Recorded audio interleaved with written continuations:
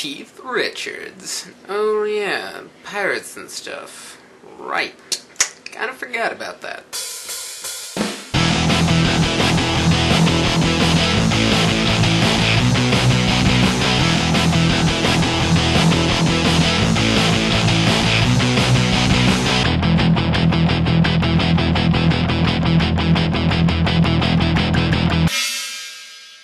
Captain Jack is back for the 4th installment into the popular Pirates of the Caribbean series. So like most people, I love the first movie, think the second one is pretty good, and think the third one is mediocre. I mean subpar, to say the least. I think it's just too convoluted for its own good.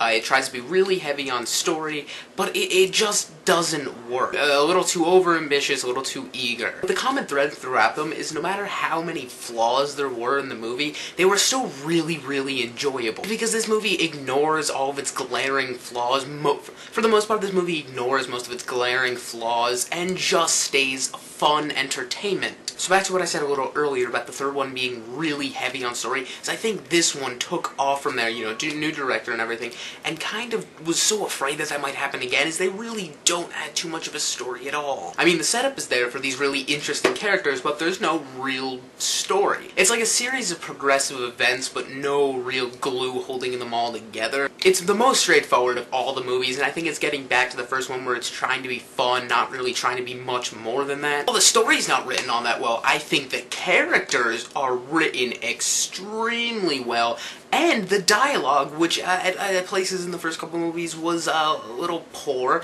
was actually pretty good in this movie. It gave the villains decent things to say, and oh my god, is Ian McShane just awesome.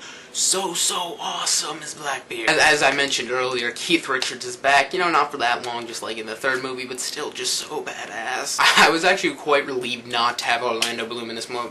I was actually quite relieved not to have Orlando Bloom in this movie. He was just really, really annoying. Just a goody two-shoes bitch. And, you know, Keira Knightley, she was awesome. But, you know, Penelope Cruz, so it's okay. I haven't mentioned Johnny Depp so far, but yes, he's just, you know, he's playing Jack Sparrow again. He's not quite as annoying as he kind of got in the third movie, but, you know, he's still very good. Him working with Penelope Cruz was just so awesome to watch. I think this is some of the better acting of the series.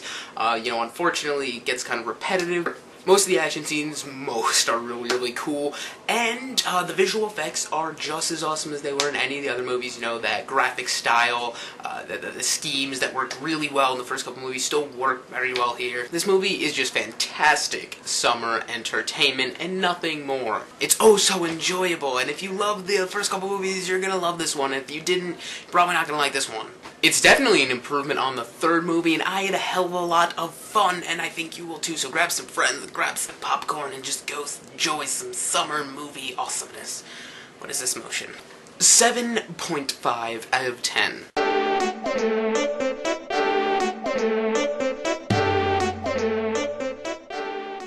Yo, so if you're going to see this movie, you know, grab some friends, you know, be like, yo ho, you mateys.